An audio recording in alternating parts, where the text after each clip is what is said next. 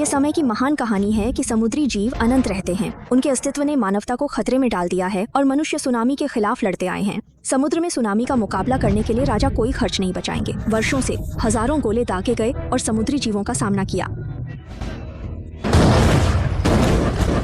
ING में दागे सभी गोले समुद्री जानवर पर गए, लेकिन ताकतवर खोल के आगे वे विफल रहे। शिकारी हजारों गोले दागते रहे। सुनामी ने पानी में डूबने का प्रयास किया, मगर वह तुरंत ऊपर आ गई। अजीब था कि जहाज स्थिर रहा और सुनामी समुद्र के तल से बाहर आई।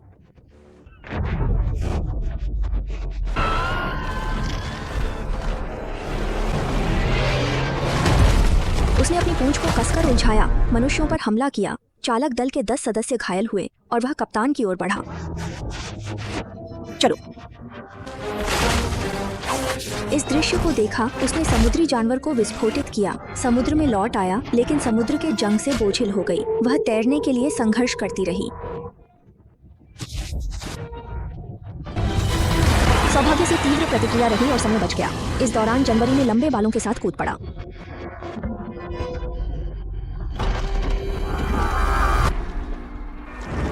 समुद्री जानवर को समाप्त होने के बाद उसने गहरी सांस ली और गोता लगाया। पुरस्कारों के लिए तैयार होकर लौटने को थी, पर सुनामी ने उसे खींच लिया। मैंडर को याबू ने जहाज पर बचाया था। जिस तरह उन्हें एक बच्चे के रूप में बचाया गया था, वे लूट के साथ जमीन पर लौट आए और व्यापारिक धन प्राप्त करने के लिए महल में आए, लेकिन रानी द्वारा ठंडे पानी के साथ बिछाया गया, क्योंकि इतने सालों तक उन्होंने लाल यानमो को नहीं पकड़ा है। रानी ने तब कहा कि अगर लाल यानमो को फिर से नहीं पकड़ा जा सकता है तो समुद्री जानवरों के पेशे को समाप्त कर दिया जाएगा। इसलिए शिकारी फिर से सेट हो गए और रात को उन्हें आखिरकार लाल निगल मिला।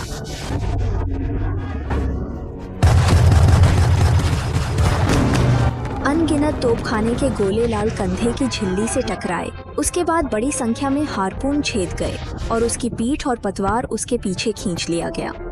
कप्तान इस तरह से अपनी शारीरिक शक्ति खर्च करना चाहता था, लेकिन उसे उम्मीद नहीं थी कि होंगयान स्मार्ट रूप से जगह पर घूम गया और जल्द ही समुद्र में एक विशाल भंवर बन गया। यह देखते हुए कि जहाज समुद्र में फंस गया था, तभी उन्होंने पाया कि लाल कंधे की चक्की उन्हें घूर रही थी, लेकिन उसने दोनों को चोट नहीं पहुंचाई।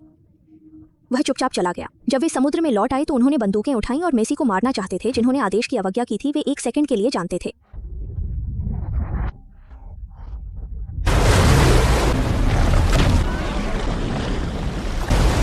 होंगयान के पेट में तेल का दीपक सुलगा और मेसी द्वीप की तरफ तैर गया। उसकी नाक कुछ जीवित थी और उसने स्प्रे किया।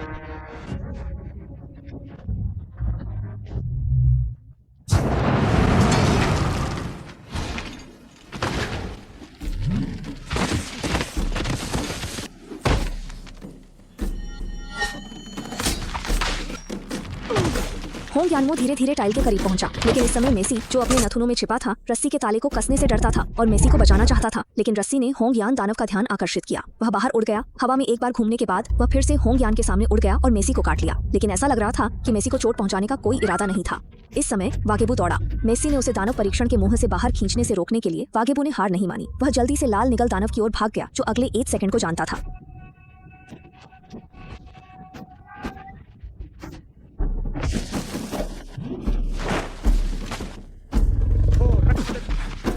बड़ी लहरें आईं और मेसी पेड़ में छिप गई। जैकब एक बड़े पेड़ को पकड़े हुए चल रहा था। लहरें पीछे हट गईं और मेसी ने पानी का एक छोटा टुकड़ा उठाया और उसे इस छोटे पानी के राक्षस के लिए भोजन का उपयोग करने की कोशिश करने के लिए दोषी ठहराया। कौन जानता था कि अगले सेकंड में वह खतरे में नहीं था। मेसी उसे पागल करना चाहता था और जैसे ही उसने उसे उठाया, उसने एक अंडा कुचल दिया। मेसी को अचानक एहसास हुआ कि उसके चारों ओर बम थे। तभी जैकब उसे बचाने आया और मेसी छोटे पानी के राक्षस को छोड़ना चाहता था। दिमाग में नहीं आया, यह राक्षस है और हम नहीं। दूसरे ने छोटे पानी के राक्षस को गिराया, मेसी को उठाया, बाहर चला गया, अंडे पर कदम रखा। परिणाम 1 सेकंड था।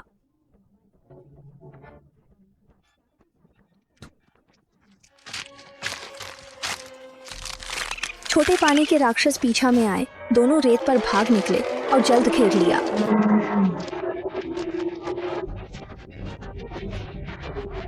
जंगल में अचानक एक आंदोलन हुआ और उनकी मां वास्तव में आई। दोनों जल्दबाजी में नाव की ओर भाग गए और नाव को सख्त रूप से समुद्र में धकेल दिया, लेकिन बड़ा पानी का राक्षस अभी भी जाने के लिए अनिच्छुक था। तभी मेसी को पता चला कि टाइल की पीठ पर एक और था। उसने जल्दबाजी में छोटे पानी के राक्षस को वापस कर दिया, लेकिन बड़ा पानी का राक्षस रुक गया, यह सोचकर कि उसे खतरे से दूर खींच लिया गया है। झिझी के 1 सेकंड बाद एक बड़ा सरौता उनकी ओर चला गया और फिर धीरे धीरे समुद्र से उठा।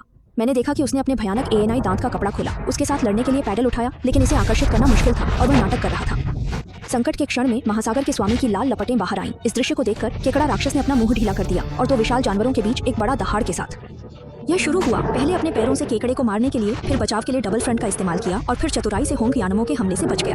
केकड़ा राक्षस 10 अंकों में सीधे रबर के पत्थर पर चढ़ गया और लाल तलवार फिल्म पर हमला करने के लिए इलाके का फायदा उठाया। पलटवार के बाद होंग यानमो को सख्ती से दबा दिया गया। मेसी ने देखा कि लाल कंधे की चक्की नुकसान में थी और केकड़े की आंखों को खींचने के लिए दौड़ा। केकड़े ने सामने के बच्चे को ढीला कर दिया, लेकिन मेसी ने पानी में दृश्य देखा। जैकब ने समय देखने के लिए लंबे बाल उठाए, केकड़े को सटीक रूप से मारा। लाल निगल ने उसे गुस्से में देखा। मोटा केकड़ा अभी भी कांटे खींच रहा था। लाल कंधे को पीसने का अवसर लेते हुए केकड़े को काट लिया और बाहर चला गया। केकड़ा शर्मिंदगी में भाग गया और यागेबू मेस्सी को ढूंढना चाहता था। अप्रत्याशित रूप से छोटे पानी के राक्षस ने मेस्सी को उठाया, इसलिए लड़ाई आखिरकार समाप्त हो गई, लेकिन नाव क्षतिग्रस्त हो गई और इसका उपयोग नहीं किया जा सका। मेस्सी के पास एक साहसिक विचार था। वह यानमो को घर भेजने के लिए मनाना चाहता था, लेकिन एक नजर में वे सीधे समुद्र में गोता लगाए। दूसरे रास्ते सोचा, मगर उसने दूसरे सेकंड में घर पहुंचाया।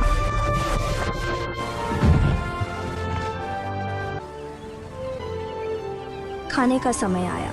जैकब ने लंबे बालों को उपयोग करना चाहा, मगर लंबा सामान नहीं मिला। लाल तलवार दानव घूम गया फिर से।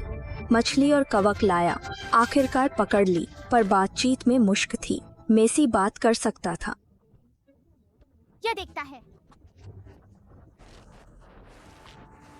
जैसे ही पश्चिम रेडयान दानव की पीठ पर लौट आया, उसने पाया कि उसकी पिछली पूंछ लंबे बालों से ढकी हुई थी। रेडयान के दर्द को कम करने के लिए मेसी ने लंबे बालों को एक एक करके बाहर निकालना शुरू कर दिया। इस दृश्य को देखते हुए जैकब ने भी मेसी की मदद करना शुरू कर दिया। जब उसने लंबे बाल उठाए तो उसने पाया कि उस पर पैटर्न ठीक जैकब था, जिसने उसे सही पारित किया था। अचानक महसूस किया कि लंबी दूरी के अनलोडिंग के बाद वे वापस किनारे पर भेज दिए गए। इस अवधि के बाद भाई ने समुद्री जानवरों का दुश्मन नहीं बनने का वादा किया।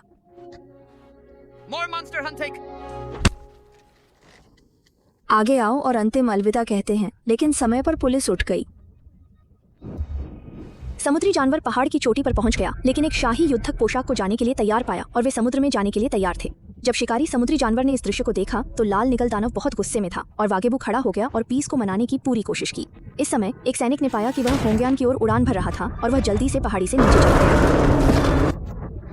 जनरल ने अचानक गोली का आदेश दिया।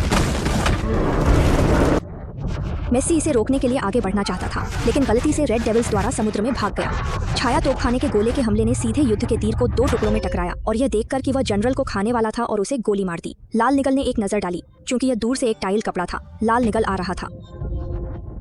इस समय समुद्र पर एक सिग्नल फ्लेयर खेला गया था। फील्ड नेता ने समुद्री जानवरों के लोगों का नेतृत्व किया और गुस्से के साथ सीधे भाग गया, लेकिन इस बार फील्ड नेता पहले से तैयार था और हथियार में जहर जोड़ दिया।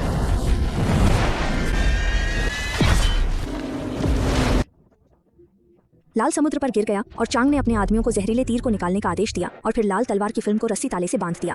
इसके तुरंत बाद लाल तलवार की फिल्म को महल में वापस खींच लिया गया और सभी लोगों ने खुशी मनाई। जब उन्होंने लाल यान जिडिंग को देखा, जिसने वर्षों में उसे बचाया, तो उसने चुपचाप रस्सी ताला काटने की योजना बनाई, लेकिन रस्सी ताला बहुत मजबूत था। फील्ड मैनेजर सभी के सामने होंगिया को मारने वाला था और खड़ा हो गया। वह फील्ड मैनेजर को रोकना चाहता था, लेकिन दोनों ने असहमति व्यक्त की। यागेबू ने जल्दी से जहरीली तलवार को नीचे गिरा दिया और फिर से शुरू करने के लिए तैयार हुआ। समय हो ने रस्सी काटी और होंगियान को बंद किया। उठते हुए गिरा। राजा ने तोपखाने का आदेश दिया। जब वह कर सकता था तो रेड डेविल्स जाग गया। वह जल्दी से राजा की ओर चला गया और संकट के समय के सामने बढ़ा। इससे पहले कि वह लाल शॉट से उड़ जाए, जैसे ही वह खाने वाला था, मेसी उसे रोकने के लिए खड़ा हुआ। यह कभी खत्म नहीं हुआ। कोई और राक्षस हंटर नहीं। लाल दानव के शरीर पर वह खड़ा हुआ। Our history is a lie. मैं जानवर पर विश्वास नहीं करता कि वह हमारे शॉट्स को कभी भी खतरा है। यह सिर्फ एक कहानी थी। A story told by.